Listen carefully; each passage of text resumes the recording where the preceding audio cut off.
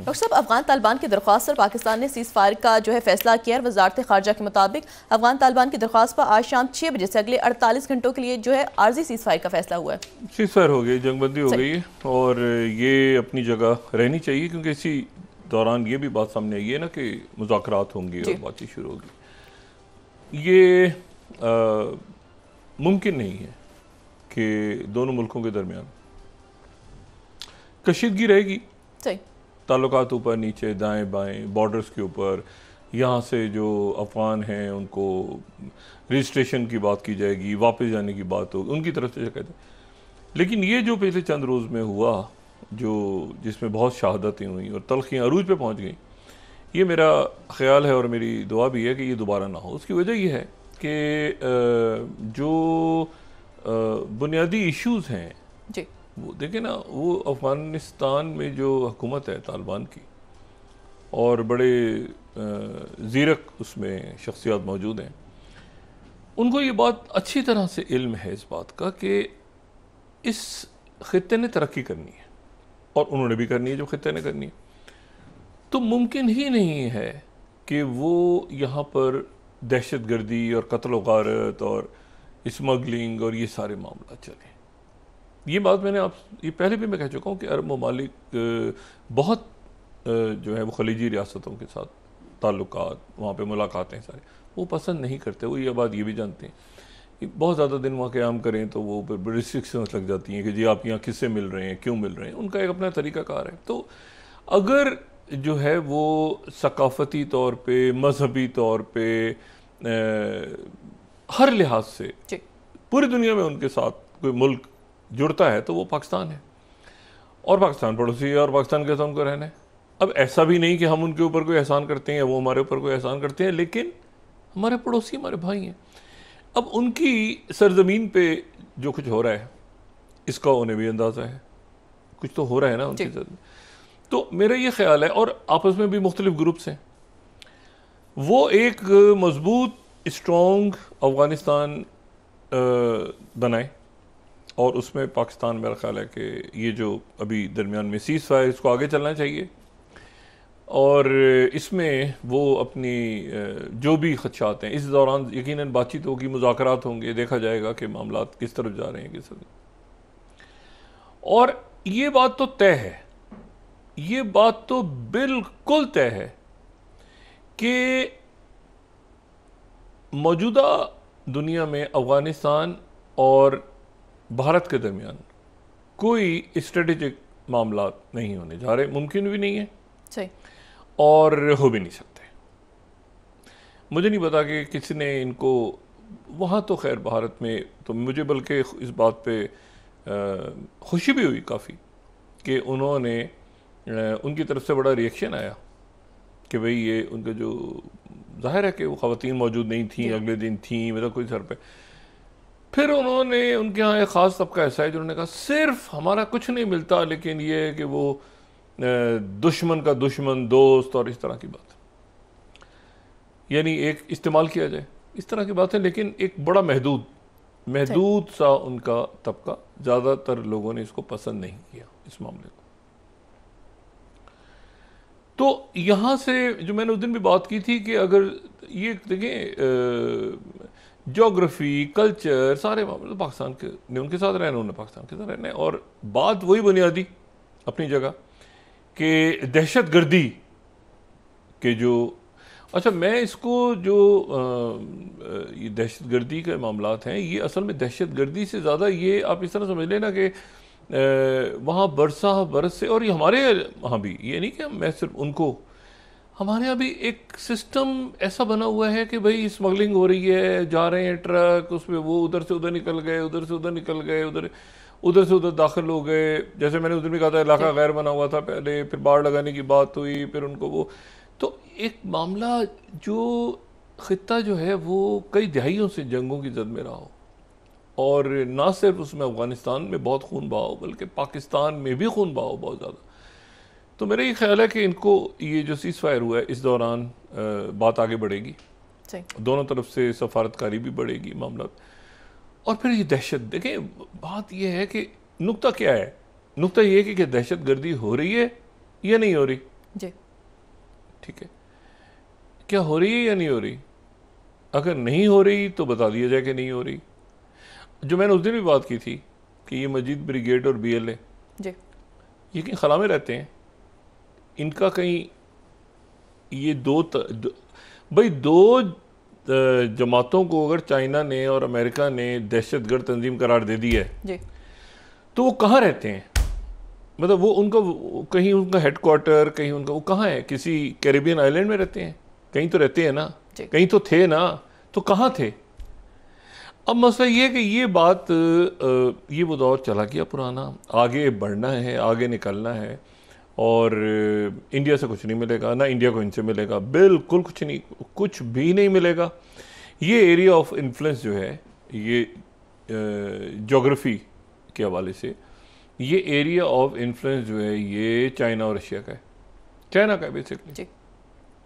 और दो बड़ी पावर्स इमर्ज हो रही हैं, बाकी अब देखते हैं कि मिडिल पावर्स कौन सी इमर्ज होती हैं फ्यूचर में, लेकिन दो बड़ी पावर्स हैं ना, चाइना और अमेरिका। इस वक्त अमेरिका के मुकाबले में चाइना आ चुका है, कुछ लोग कहते हैं आगे निकल सके, कुछ कहते हैं इमर्ज हो रहा है, और बाकी ममालिक जो हैं वो मिडिल पावर्स हैं, इंडिपेंडेंट हैं, अपने फैसले कर रहे हैं, कहीं अमेरिका की तरफ होते हैं, कुछ बातें चाइना की तरफ होते हैं। लेकिन ये है कि वो अब इस पूरे ऑर्डर में, डिसऑर्डर में, ये बेचैनी, लड़ाइयाँ, जंगें सारी, इनको इसी जगह पे रोकना मुनासिब था। पेशतर इसके कि ये बात आगे बढ़ जाती है, और मुझे मेरी दुआ है, मुझे उम्मीद भी करता हूँ कि ये इन दिनों में जब ये सीज़ फायर रहेगी ये आगे बढ़ जाएगी, इस दौरान ज़ाहिर के मामला बातचीत होगी। इंडिया भारत से कुछ नहीं मिलना, ना इनको भारत से मिल रहा है ना भारत को इनसे मिल रहा है। वो दौर गया, सरदार दाऊद, ज़ाहिर खान, नजीबुल्ला, यहाँ पे वो अशरफ गनी, हामिद करजई और वो अमरुल्लाह साले, और वो दौर गया। ये भी नज़रियाती तौर पर उनके साथ नहीं, वो भी नज़रियाती। तो इसलिए बेहतर ये है कि आराम से सुकून के साथ अपने पड़ोसियों के साथ आराम से रहे। और एक बात और, दो तीन खबरें हैं। सबसे पहले तो हमारा जहाँ पे इस वक्त सारी दुनिया का दिल अटका हुआ है वो गज़ा है, फ़लस्तीन है, मगरबी किनारा है। लेकिन उससे पहले ज़रा मैं एक यहाँ पे बड़ी हैरत हुई मुझे, और वो उस हैरत की वजह जो है वो ये है कि एक बड़े ज़बरदस्त इंडियन स्कॉलर मैं कहूँगा, ठीक है ना, जो इंडियन स्कॉलर, और ये नहीं कि वो मैं उनको नज़रअंदाज कर दिया जाए किसी भी अंदाज में, एक बड़ा नाम एशले टेलिस। ये एशले टेलिस जो है, ये एशले टेलिस मेरा ख्याल है कई दिहाइयों से, यानी इस सदी के आगाज़ में तो ये मौजूद थे, 9/11 पे तो ये डेफिनेटली थे, लेकिन उससे पहले से ये इंडिया से इनका ताल्लुक़, और ये अमेरिका जाके सेटल हो गए थे। गुमान है कि मैंने एक या दो कॉन्फ्रेंसेस में इनको सुना है बात करते हुए, या इनसे मेरी मुलाकात हुई है, गुमान है। और ये जो है ये रैंड कॉरपोरेशन में, वाशिंगटन DC में बेस्ड थे। रैंड कॉरपोरेशन जो आप समझ लें कि एक तरह से उनकी डीप स्टेट ही है, रैंड कॉरपोरेशन से ये वाबस्ता रहे। और रैंड कॉरपोरेशन में फिर इनकी जो है ये चाइना एक्सपर्ट, ये साउथ ईस्ट जो है उसको, या जो है ये चाइना, या ये जो एशिया पैसिफिक या इंडो पैसिफिक, उसके एक्सपर्ट इस सदी के आगाज़ से। सही। और फिर उसके बाद ब्रुकिंग्स, कार्नेगी, फिर उसके बाद ये प्रेसिडेंट बुश की जो नेशनल सिक्योरिटी काउंसिल थी उसमें भी ये उसका भी हिस्सा रहे। सही। इनकी बेशुमार किताबें आई और वो चाइना रिलेटेड ही थी। और फॉरेन अफेयर्स जो चंद उनके जो बड़े मैगजीन्स हैं, अमेरिका की पॉलिसी जहाँ से सामने आती है उसमें वो तहरीर भी करते रहे। और उसमें अगर हम इनका तारुफ देखें, उसके मुस्तैये उनकी किताबें हैं बहुत सी, काउंसिल ऑफ फॉरेन रिलेशंस की तरफ से ही। और ये जो है ये रॉबर्ट ब्लैकविल जो देखें ना, उनके सफ़ीरों के साथ, उनके जो बेहतरीन लोगों के साथ एशले टेलिस ने किताबें लिखी, revisiting US grand strategy towards China. तो बड़े उनके स्कॉलर और एक्सपर्ट और ये सारे।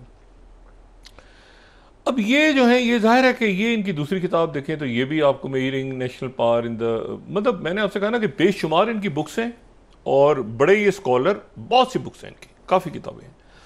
और वो जो हैं वो आप मुख्तलिफ थिंक टैंक्स में जाएं तो ये सदर्न एशिया में, और ये उस हवाले से ये बड़ा नाम, मुंबई से इनका ताल्लुक, चाइना एक्सपर्ट। अब जनाब इनको वहाँ पर अमेरिका में हसास अदारों ने गिरफ्तार कर लिया। 64 साल इनकी उम्र है, पीएचडी इन्होंने किया हुआ है शिकागो से, और इनको वहाँ पे गिरफ्तार कर लिया। ये भारत के बहुत करीब उनकी, आप समझ लें कि ये भी अब जयशंकर जी के साथ भी और बाकी लोगों के साथ उनके भारत के बहुत, आप समझें कि उनके साथ काफ़ी करीब और उनके लिए काफ़ी वोकल, उनको गिरफ्तार कर लिया। और गिरफ्तार इनको किया है इस इल्ज़ाम में कि इनके पास जो है वो हसास दस्तावेज़ात इनके घर पे थी, सीक्रेट और टॉप सीक्रेट, ये अपने घर ले गए थे। सही। और वहाँ पे मैनीला इन्वेलप होता है, वो जो क्लिप के साथ एक फ़ाइल सी होती है, उसमें मैनीला इन्वेलप वो इनके पास था। उस फाइल में ये अंडर सर्वेलेंस थे, और ये वहाँ पे एक मकामी रेस्टोरेंट में चाइनीज़ ऑफिशियल्स के साथ काफ़ी दिनों से मुलाकात कर रहे थे वाशिंगटन डीसी में। और एक दिन जब ये इनको मॉनिटर किया जा रहा था, तो जो मैनीला एनवेलप जिसको कहा जाता है, ख़ास किस्म का, वो जो एक जिसके ऊपर एक क्लिप लगा होता है, एक फाइल कवर होता है, क्लिप लगा होता है, तो मैनीला एनवेलप जब ये लेके अंदर गए, वापस आए तो इनके पास नहीं था, और ये चाइना के ऑफिशियल्स के साथ वहाँ पे डिनर कर रहे थे। अच्छा, अब ये है बड़ा पेचीदा, तो इनको गिरफ्तार कर लिया गया है।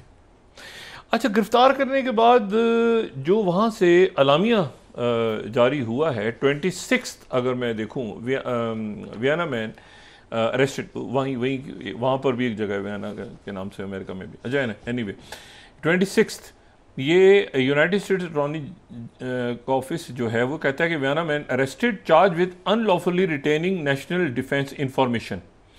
अच्छा, ये जो है यानी 64 साल एशले टेलिस को गिरफ्तार किया गया है वीकेंड पे, और क्रिमिनल कंप्लेंट्स ये उन पे हैं, नेशनल डिफेंस इंफॉर्मेशन, अमेरिका से इन्होंने, अमेरिका के हसास दस्तावेजात इन्होंने चुराई, ठीक है, और ये इनको फोर्स कर दिया, और ये इनके ऊपर आर्टिकल्स वगैरह सारे लगा दिए गए, और वो उसमें इनको सज़ा जो है वो 10 साल की सज़ा और 2.5 लाख जो है वो इनको पाउंड्स, इनको जुर्माना भी हो सकता है।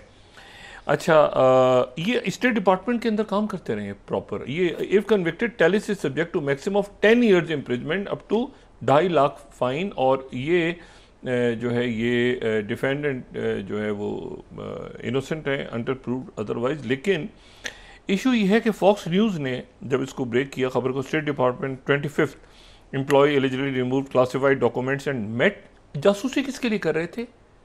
चाइना के लिए। यानी अब ये बड़ी एक इसमें जो ट्विस्ट है वो बड़ा इंटरेस्टिंग है कि ये नहीं कि वहां से कोई क्लासिफाइड डॉक्यूमेंट्स ये इंडियंस को दे रहे थे, ये चाइना को ही दे रहे थे जिनके ये एक्सपर्ट हैं। और आखिरी डॉक्यूमेंट जो उन्होंने दी वो कोई उनकी जो एयरफोर्स की टेक्नोलॉजी से रिलेटेड डॉक्यूमेंट्स हैं वो इन्होंने हवाले की चाइनीज़ ऑफिशियल्स के, जो कि वहाँ पे अंडर कवर होंगे या जो भी। तो ये अंडर सर्वे, और फिर उसके बाद जब इनको शक हुआ कि मुझे अरेस्ट किया जा रहा है, तो ये वहाँ से फ्लाई करने के लिए रोम फ्लाई कर रहे थे, तो उनको पहले ही वहाँ पे रोक लिया। जो मेरे लिए बड़ी अजीब बात है वो बात ये है कि ये Rand Corporation, Council of Foreign Relations, इतनी सारी किताबें, उसके बाद उनके सफ़ीरों के साथ, प्रेसिडेंट बुश की नेशनल सिक्योरिटी काउंसिल में, और ये जो हैं, अच्छा अब इनको चूँकि डॉक्यूमेंट्स के साथ अरेस्ट किया है, और जाहिर है कि वो उनका जो जब इस तरह से वो चार्ज करते हैं तो उनका 99% उनका होता है जो कन्विक्शन का, उनके पास होते हैं सबूत वगैरह सारा, वो कच्चा हाथ नहीं डालते कि पकड़ के और बाद में सबूत बना रहे हैं। वो पकड़ के पूरा केस ऑब्जर्व करके पूरा सारी FBI की जो कन्विक्शन रेट है वो 90+ है, 90 यानी 97, 95 काफ़ी ज़्यादा है। तो उन्होंने अब इनको, लेकिन मेरे लिए जो हैरान कुन बात है वो ये है कि ये इस अकॉर्डिंग टू एफबीआई ये चाइना के लिए स्पाइंग कर रहे थे अमेरिका में, not for India but for China. अब ये तो एक ऐसी बात है जो जिसके ऊपर जाहिर है कि अच्छा फिर वहाँ पर ये चूंकि ड्यूअल नेशनैलिटी के लिए आपको एक मुल्क की नेशनैलिटी जो भारत में असूल है, उसमें भारत में तो ये है कि अगर आप अमेरिकन नेशनल हो गए हैं तो फिर आप इंडियन नेशनल नहीं है, ड्यूअल नेशनैलिटी है नहीं इंडिया में। पाकिस्तान वाला कानून नहीं है कि आप पाकिस्तान के भी नेशनल हैं और दोहरी शहरियत का चक्कर ही नहीं, एक ही शहरियत होती है। तो ये जो कि अमेरिकन सिटीज़न है, अमेरिकन नेशनल हैं, जो कि तो इंडिया भी इनको एक हद तक ओन कर सकता है, एक हद तक तो ये नहीं कह सकता इंडिया के हमारे बाशिंदे थे हमें वापस किया जाए, ये किया जाए। तो ये एक बड़ी अजीब किस्म की एक स्टोरी है और उस पर जो है वो यानी अब ज़ाहिर है भारत में भी डिस्कस हो रहा है, क्योंकि मैंने आपसे कहा ना कि ये बहुत ज़्यादा उनके वोकल भी थे और उनके जो है ये मैं हिंदू को कोट करूँ अगर 29 Ashley J Tellis Indian origin US strategist under scrutiny, और न्यूयॉर्क टाइम्स लेकिन इसको इस तरह से कह रहा है 28 state department adviser charge with illegally storing classified documents. और इसमें जो है ये अब बड़ी एक अजीब सी बात है। Hindustan Times 30th shock in Washington is prominent Indian origin foreign policy expert Ashley Tellis arrested. लेकिन अरेस्टेड से ज़्यादा ये बात अजीब सी है कि स्पाइंग फॉर चाइना, ये इसका एक अजीब एंगल है। एनीवे तो एक तो बात ये हो गई, दूसरी ये है कि तो ये एक ऐसी चीज़ है जिसको फॉलो करना पड़ेगा, क्योंकि एशले टेलर जो है वो एक चाइना एक्सपर्ट और चाइना के लिए वो स्पाइक कर रहे थे और काफ़ी अरसे से अंडर सर्वेलेंस है। दूसरी जो बात है वो ये है कि जो एक तो मुलाकात होने जा रही है प्रेसिडेंट ट्रंप और शी जिनपिंग की, जो कल भी हमने बात की थी, वो मुलाकात अभी तक तय है और उस मुलाकात से पहले जो है वो आसियान में भी जाना चाह रहे हैं और उस मुलाकात से पहले थोड़ी सी गुफ्तगू धीमी धीमी भी कर ली अमेरिका ने चाइना के बारे में, और ये वो सारा थोड़ी सी बात की उन्होंने ब्रिक्स के बारे में, बड़ी सख्त बात की है कि ब्रिक्स के मुल्क जो हैं वो तबाह करना चाहते हैं और ये और वो, तो ज़्यादा लिफ्ट नहीं कराई, इतना चलता है फ्रेंडली फायर।